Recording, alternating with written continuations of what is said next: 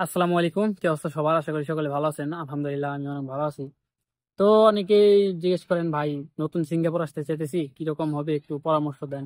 অনেকে আমাকে হোয়াটসঅ্যাপে এসএমএস করেন, তারপর আপনার মেসেঞ্জারে নক দেন যে ভাই আমি একটু কথা বলতে চাই, বা আমি নতুন সিঙ্গাপুর আসতে চাইতেছি, আমাকে একটু পরামর্শ দেন। তো যারা নতুন সিঙ্গাপুর আসতে চান তাদের জন্য আজকের ভিডিওটি, তারা ভিডিওটি পুরোপুরি দেখবেন, তাহলে অবশ্যই আপনাদের উপকার হবে, ইনশাল্লাহ আপনাদের উপকার হবে। আপনারা ভিডিওটি পুরোপুরি দেখেন। তো নতুন যারা সিঙ্গাপুর আসতে চান তাদেরকে একটু পরামর্শ দিই। পরামর্শ বলতে, আপনারা যদি আপনার অ্যাবিলিটি থাকে, অ্যাবিলিটি বলতে আপনার যদি ক্যাশ টাকা থাকে, মানে আপনার ক্যাশ টাকা আছে, আপনি সিঙ্গাপুর আসতে চান বা সিঙ্গাপুরে আপনার আসতে হবে, তাহলে সিঙ্গাপুর আসতে পারেন, বাট স্কিল করে আসতে হবে। আর আপনার মনে করেন যে যাদের মানে কোনো ক্যাশ টাকা নাই, আপনি পুরো টাকাটা ঋণ করে আসতে চান, তো আমি বলবো ভাই সিঙ্গাপুর আইসেন না, আপনি কম টাকা দিয়ে অন্য দেশে যান। হয়তোবা সিঙ্গাপুরের থেকে অন্য দেশে স্যালারি একটু কম পাবেন, বাট আপনার মনে করেন যে মাথার উপরে যে চাপটা ওইটা একটু কম থাকবে। কারণ সিঙ্গাপুর আপনি 10-12 লাখ টাকা দিয়ে সিঙ্গাপুর আসবেন, 10-12 লাখ টাকা দিয়ে সিঙ্গাপুর আসার পর আপনি যখন মনে করেন যে দেখবেন যে 2 বছর 3 বছর আপনি টাকাটা উঠাইতে পারেন নাই বা ঋণটা শোধ করতে পারেন নাই, তখন মনে করেন যে আফসোস করবেন যে কি জন্য সিঙ্গাপুর আসলাম। এর থেকে অনেক কম টাকা দেয় সৌদি আরব বা দুবাই বা কাতার বা ওমান বা আপনার কুয়েত, তারপরে মালয়েশিয়া। তো এইসব জায়গায় গেলে হয়তো বা অনেক ভালো কিছু করতে পারতাম। তো এগুলো অনেক অনেক দেখছি ভাই, অনেক আফসোস করে আয়সা, যে ভাই আয়সা ভুল করছি, তো আগে কেউ এরকম ভাবে কোনো সাজেশন দেয় নাই, তো যার কারণে মনে করেন যে জানি না, না জানি না আয়সা ভুল করে ফেলাইছি। তো এই হলো বিষয়। যাদের ক্যাশ টাকা আছে, মানে মনে করেন যে ক্যাশ টাকা আছে, আপনার টাকাটা পড়ে আছে, টাকাটা পড়ে আছে, আপনি বিদেশ আসতে চান, তো তখন আপনি সিঙ্গাপুর আসতে পারেন। ঋণ করে ভাই সিঙ্গাপুর আসার দরকার নাই। কারণ সিঙ্গাপুর আপনার বেশিরভাগই নির্ভর করে ভাগ্যের উপরে। সিঙ্গাপুর লাখ লাখ টাকা আছে, হ্যাঁ লাখ লাখ টাকা আছে, এটা সত্য, বাট ওটা নির্ভর করে আপনার ভাগ্যের উপরে। ভাগ্যের উপরে কেন? আপনার মনে করেন যে আপনার যদি ভাগ্য খারাপ হয়, আপনি যদি একটা নিঃস্ব কোম্পানিতে করেন বা একটা খারাপ কোম্পানিতে করলেন, দেখবেন যে আপনার ওভার টাইম ঠিক মতো হইতেছে না, বসে ঠিক মতো বেতন বাড়াইতেছে না। তা আপনি যে টাকা বেতন পাবেন, তা আপনার নিজের খরচ, আপনার ফ্যামিলি খরচ চালায়া মানে সেভ করার মতো কোনো টাকা থাকবে না। তখন মনে করেন যে আপনার এই ঋণ আপনি কি দিয়ে শোধ করবেন? এটা কিন্তু হিউজ একটা অ্যামাউন্ট। তো এই ঋণ শোধ করা তখন পসিবল হবে না। যদি কপাল ভালো হয়, ভালো একটা পজিশনে পড়েন প্রথমে আইসাই, তাহলে দেখবেন যে মোটামুটি 2 বছর 2.5 বছরে আপনার মনে করেন যে ঋণগুলো শোধ করে ফেলা হবে।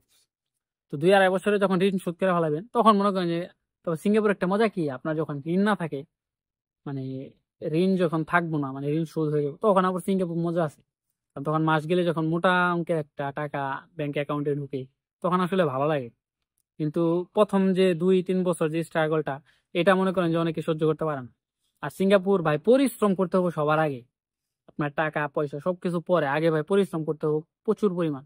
পরিশ্রম যদি না করেন, তাহলে মনে করেন যে সিঙ্গাপুরে আসলে উন্নতি করতে পারবেন না। আপনি সিঙ্গাপুরে টিকে থাকা কষ্ট হয়ে যাবে যদি পরিশ্রম না করতে পারেন। আর যারা সিঙ্গাপুর না আমি সিঙ্গাপুরই যাব, সিঙ্গাপুরই আসতে চান, তো আপনারা সেন্ড বক্সের মাধ্যমে আসতে পারেন। কারণ বর্তমানে সেন্ড বক্সের মাধ্যমে সিঙ্গাপুরে কিছু লোক আসতেছে অল্প টাকায়, 6.5 কি 7 লাখ টাকার মধ্যে। তো ওনাদের সাথে যোগাযোগ করে, ওনাদের সাথে যোগাযোগ করতে পারবেন না, আপনার সেন্টারে যোগাযোগ করতে হবে।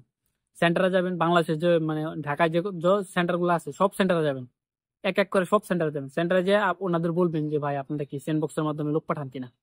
যদি বলে হ্যাঁ আমরা সেন্ডবক্সের মাধ্যমে লোক পাঠাই, তো ওনাদের সাথে কন্ট্যাক্ট করে তারপরে মনে করেন যে আপনারা সিঙ্গাপুর আসেন। তারপরে যদি একদমই না পান, একদমই খুঁজে না পান, তাহলে আপনারা দালাল বা এজেন্টের সাহায্য নিতে পারেন। আগে নিজে ট্রাই করেন, কারণ প্রথমে যদি আপনি দালালের কাছে যান, দেখবেন যে ওনারা আপনার 2 লাখ টাকা খাই দিছে। তো মনে করেন যে 2 লাখ কিন্তু হিউজ একটা অ্যামাউন্ট। তো প্রথমে আপনারা ট্রাই করেন যে আপনারা মনে করেন যে এই সেন্টারে যায়, সেন্ডবক্সে মনে করেন যে স্যান্ডবক্সের মাধ্যমে সেন্টারে যায় যোগাযোগ করার মাধ্যমে, সেন্টারে যায় যদি যোগাযোগ করে আসেন, দেখবেন যে আপনার মনে করেন যে অল্প টাকায় আসতে পারবেন, 6.5 কি 7 লাখ টাকার মধ্যে। যখন আপনি দালালের কাছে যাবেন, তখন দেখবেন যে অ্যামাউন্টটা 9-10-11 লাখে গেছে গা। কারণ দালাল তো কিরকম বুঝিনি। তো এত কিছু তো বললাম। আর যারা নতুন আসতে চান, ওই যে বললাম, যাদের ক্যাশ টাকা আছে তারা আসতে পারেন। আর যারা মনে করেন যে ঋণ করে আসবেন, ভাই আমি সাজেস্ট করবো যে সিঙ্গাপুর না আসেন। ঋণ করে আর সিঙ্গাপুর না আসেন, আপনি অন্য দেশে যান। আপনার মালয়েশিয়া যেহেতু এখন বন্ধ, তো মালয়েশিয়া আপনি কিছুদিন ওয়েট করেন, 25 সালে হয়তো বা মালয়েশিয়া আবার খুলবে। তো তখন মালয়েশিয়া মনে করেন যে আপনি যেতে পারবেন। বা আপনার মনে করেন যে দুবাই যান, কুয়েত যান, সৌদি আরব যান, অনেক ভালো ভালো দেশ আছে, আপনারা যান। তো অনেকে বলতে পারে ভাই সব জায়গায় সেম অবস্থা। ভাই সব জায়গায় সেম অবস্থা আমিও জানি ভাই, কিন্তু সৌদি আরব যেতে আপনার লাগে 4 লাখ 5 লাখ টাকা। আপনি সৌদি আরব যে ধরা খাইলে, ধরেন মনে করেন যে আপনি কোনো কিছু করতে পারলেন না, আপনার গাড়ির উপর 5 লাখ টাকায় থাকবে। আপনি যখন 12 লাখ টাকাতে সিঙ্গাপুর আসবেন, 12 লাখ টাকাতে সিঙ্গাপুর আসা যখন মনে করেন যে আপনি একটা ধরা খাবেন, তখন কিন্তু গাড়ির উপরে 12 লাখ টাকা থাকবে। তো এই জিনিসটা চিন্তা করার পর, মানে এই জিনিসটা চিন্তা করে তারপরে আসবেন যে না, আসলে কোন দেশে যাওয়াটা বেটার হবে। তো এই হলো ভিডিও, আজকে ভিডিও এই পর্যন্তই। ভালো লাগবেন সবাই, আর ভিডিওটি ভালো লাগলে অবশ্যই লাইক কমেন্ট শেয়ার করবেন।